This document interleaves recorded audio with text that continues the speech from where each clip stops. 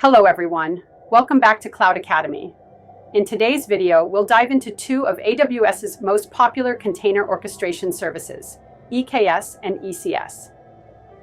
If you're considering containerizing your applications on AWS but aren't sure which service to choose, this video will help you understand the key differences between Amazon EKS, Elastic Kubernetes Service, and Amazon ECS, Elastic Container Service, and which one is right for your use case.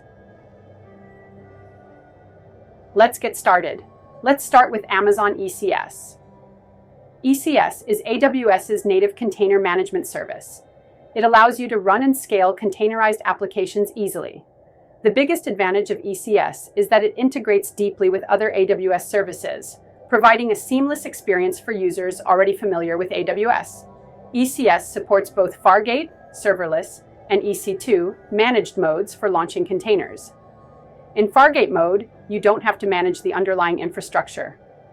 AWS handles everything for you. Next, let's talk about Amazon EKS. EKS is a managed Kubernetes service on AWS. Kubernetes is an open-source container orchestration tool used to automate deploying, scaling, and managing containerized applications.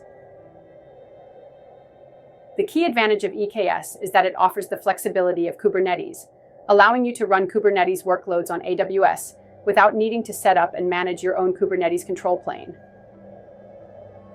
Like ECS, EKS also supports both Fargate and EC2 launch types. Now that we know what ECS and EKS are, let's break down the key differences between them. First, platform complexity. If you're looking for a simpler AWS native container solution, ECS is the way to go. It's fully integrated into the AWS ecosystem and doesn't require deep Kubernetes knowledge. EKS is more complex because you're managing Kubernetes clusters, which requires more expertise. It's ideal if you need Kubernetes-specific features or want to migrate workloads between cloud providers. Second, control versus flexibility. ECS is more opinionated and tightly coupled with AWS services, offering a more streamlined experience. It's less flexible but easier to manage, especially if you're already in the AWS ecosystem.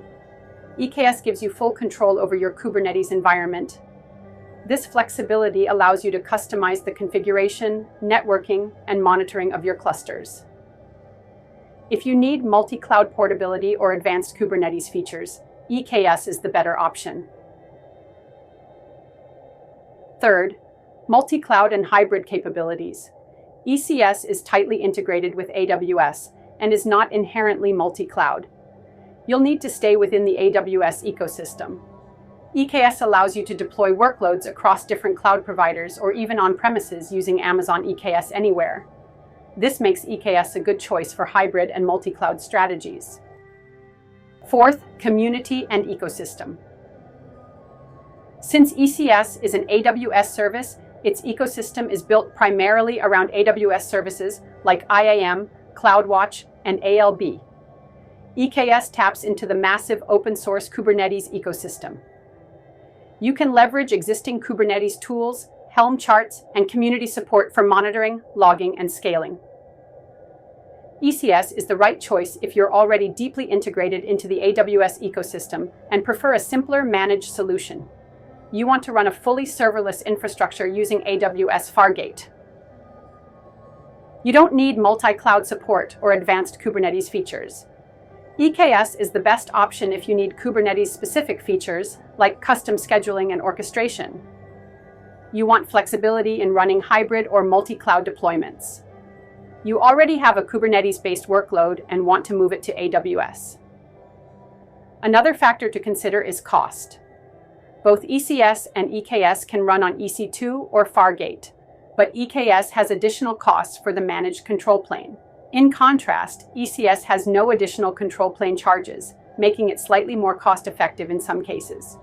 However, both services allow you to take advantage of AWS's pay-as-you-go pricing model.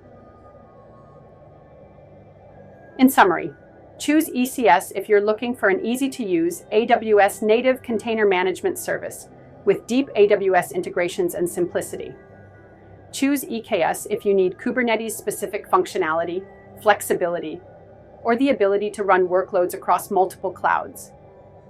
To recap, both EKS and ECS are powerful services for running containers on AWS.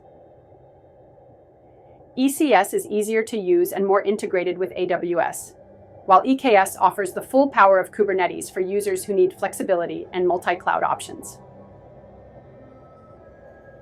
Thanks for watching this video on Cloud Academy. If you found it helpful, make sure to hit the like button, subscribe to the channel, and click the notification bell for more cloud computing content. If you have any questions, drop them in the comments below and I'll be happy to answer.